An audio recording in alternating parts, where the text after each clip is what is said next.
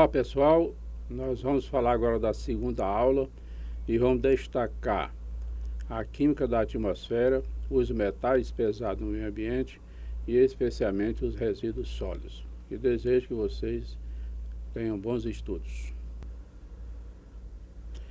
Pessoal, na aula anterior nós falamos sobre os conceitos de poluição, tratamento de água e alguns poluentes na água. E essa segunda aula nós vamos falar sobre os metais pesados, como já falei na abertura, e a química da atmosfera e os resíduos sólidos. Falar da química da atmosfera, nós vamos falar um pouquinho sobre a camada de ozônio, que é um assunto que todos vocês veem na mídia e nas revistas e nos jornais. A camada de ozônio, a atmosfera ela é formada por gases, principalmente pelo nitrogênio, que é em torno de 78%. O oxigênio varia, aliás, é de 21%. O argônio está em torno de 0,6% e existem alguns traços menores que são alguns gases, como por exemplo o vapor de água, dióxido de carbono, além de micro-organismos e alguns materiais particulados.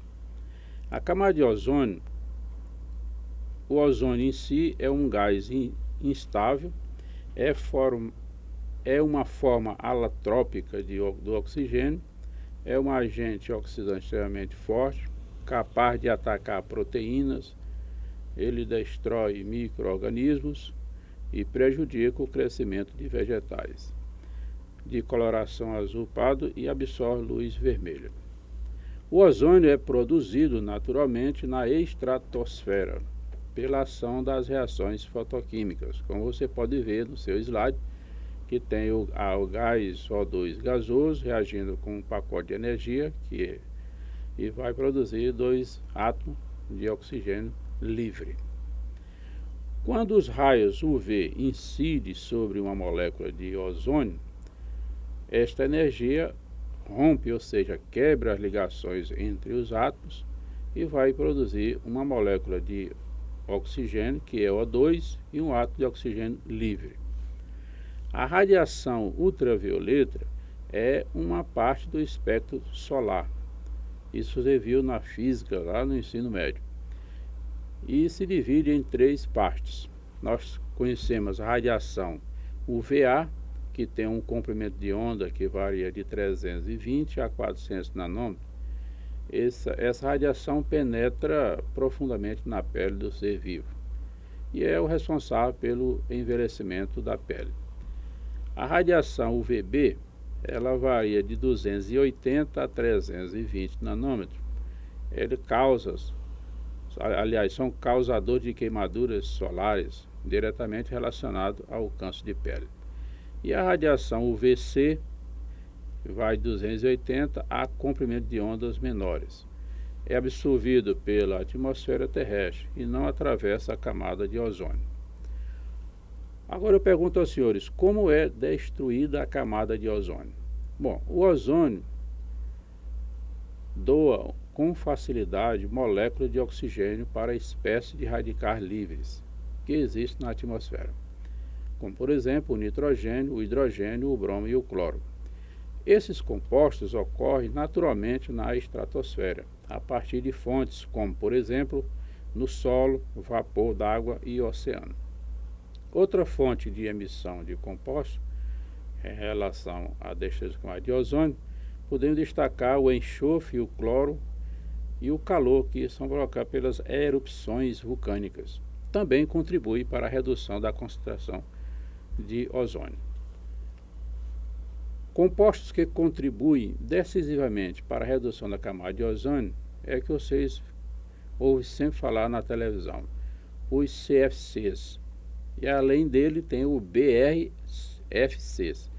Eles atravessam as camadas mais baixas da atmosfera e se acumulam nas camadas superiores, onde a radiação UV é suficientemente necessária para quebrar a ligação dessas moléculas e, portanto, vai liberar o bromo e o cloro para reagir com o oxigênio e, consequentemente, vai destruí-lo. Vocês podem verificar na equação química que tem dos seus slides. tem o cloro ativo reagindo com o ozônio, produzindo o óxido de cloro, mais uma molécula de O2. Esse óxido de cloro encontra-se com um átomo livre de oxigênio e vai produzir o radical livre do cloro, e assim por diante.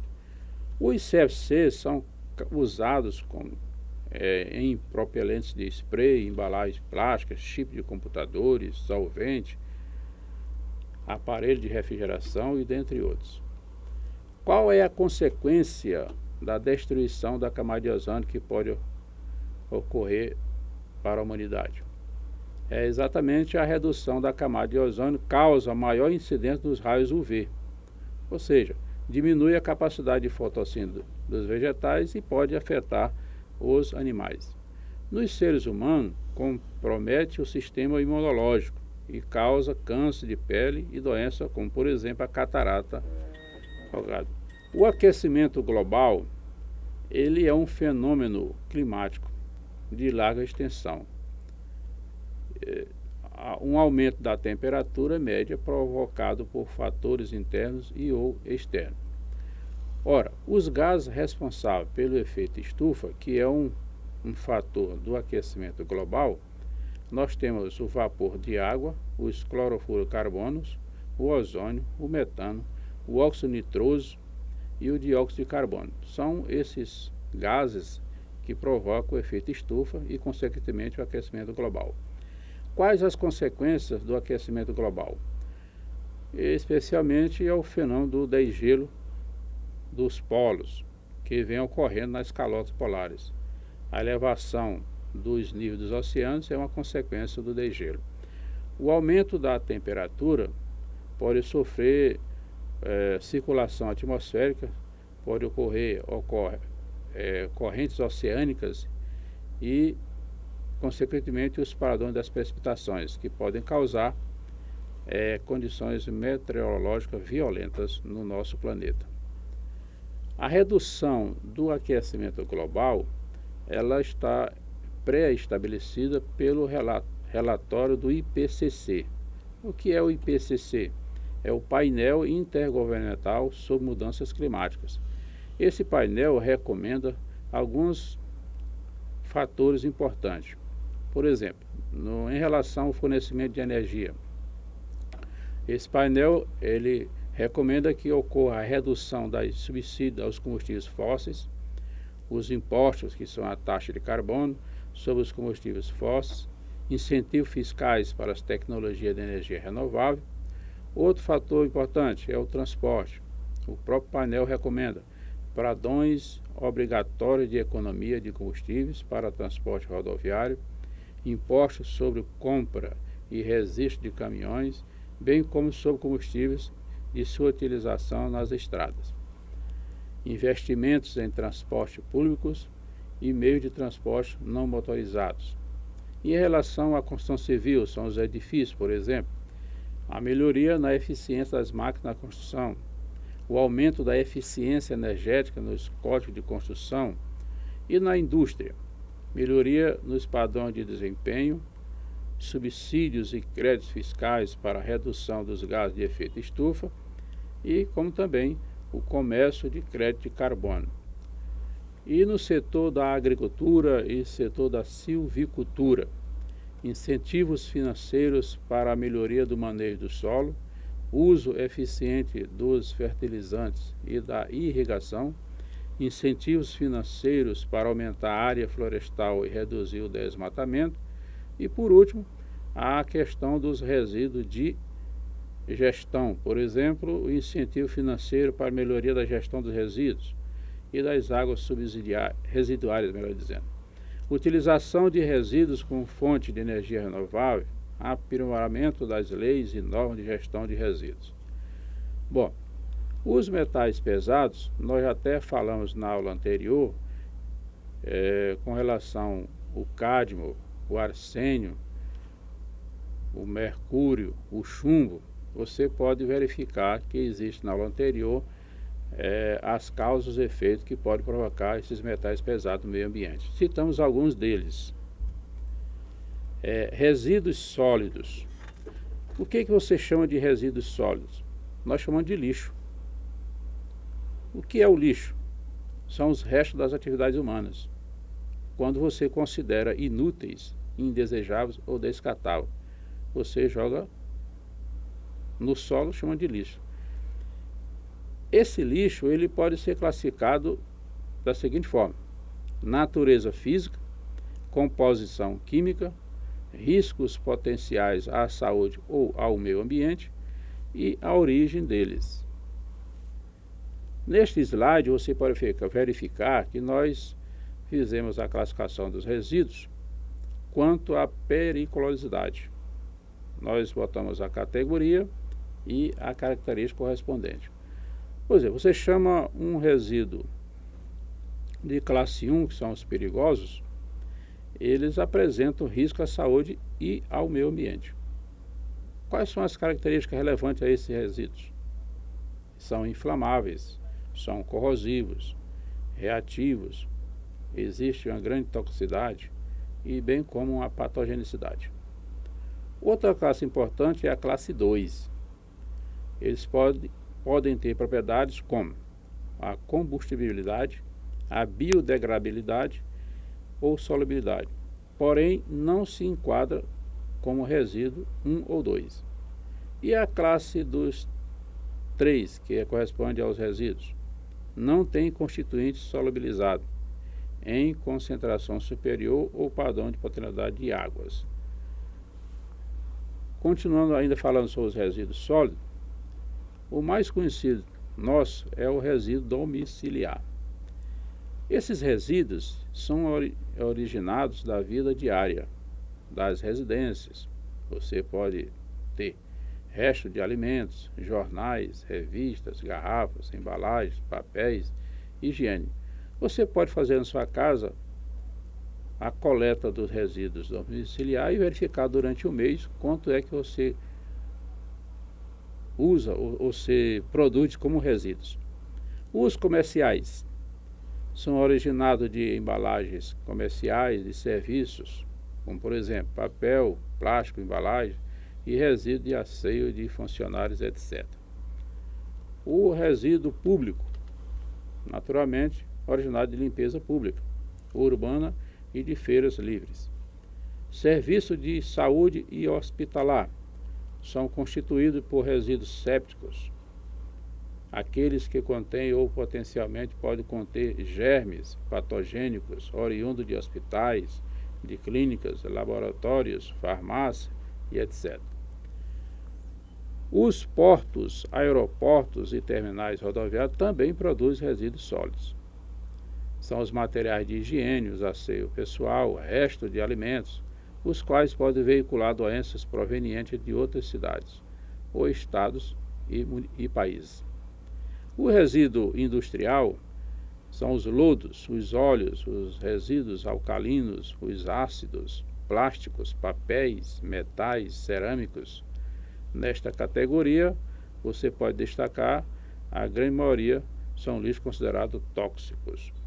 Os entulhos, resíduo da construção civil, compostos por materiais de demolição, restos de obras, selos de, melhor dizendo, solo de escavação, contém componentes tóxicos como restos de tintas, de solvente, peças de amianto, metais diversos.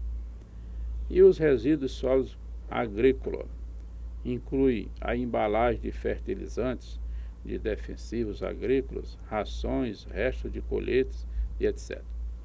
Aí eu pergunto agora aos senhores, qual é o destino do lixo?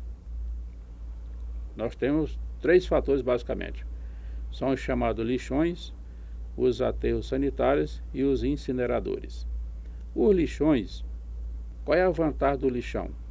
Ele é barato, menos custo de tratamento e nem controle. E a desvantagem dos lixões? Depósito de lixo a céu aberto atrai o quê? Insetos, ratos, aves, que carregam todo tipo de bactérias patogênicas para as áreas vizinhas, contaminando os alimentos, os recursos naturais e o próprio homem. E o aterro sanitário? Ele é planejado. Qual é a vantagem dele? É a solução mais econômica. Pode ocupar áreas já degradadas. E tem como desvantagem? Tem vida útil curta. Os materiais recicláveis não são aproveitados e não for feito com critério, pode causar o mesmo problema dos lixões. Já os incineradores, o local onde é queimado o lixo. A vantagem desse destino do lixo é a redução do volume do lixo. Destrói a maioria do material orgânico e do material perigoso, que no aterro causa problemas, pode gerar energia por meio de calor.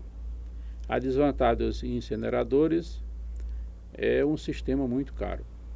Pode lançar gases poluentes, como por exemplo as dioxinas e os furanos. E além de fuligem na atmosfera, e suas cinzas concentram substâncias tóxicas. O lixo também pode ser reciclado. Quando eu falar de reciclagem, esses materiais são desviados, coletados, separados, processados para ser usado como matéria-prima na manufatura de novos produtos. A desvantagem da reciclagem do lixo é exatamente a diminuição da quantidade de lixo a ser aterrado, preservação de recursos naturais, economia de energia, geração de empregos diretos e indiretos. Podemos reciclar alguns materiais, como por exemplo papel, cartões, cartolina, papelões, etc. Plástico também pode ser reciclado.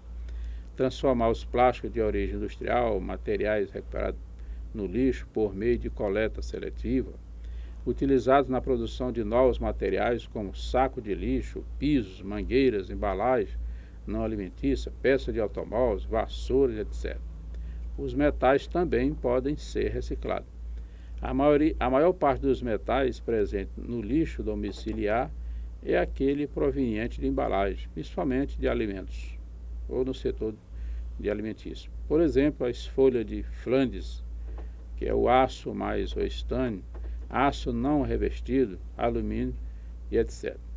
Bom, senhores, nós terminamos a segunda aula e eu desejo que você tenha bom aproveitamento.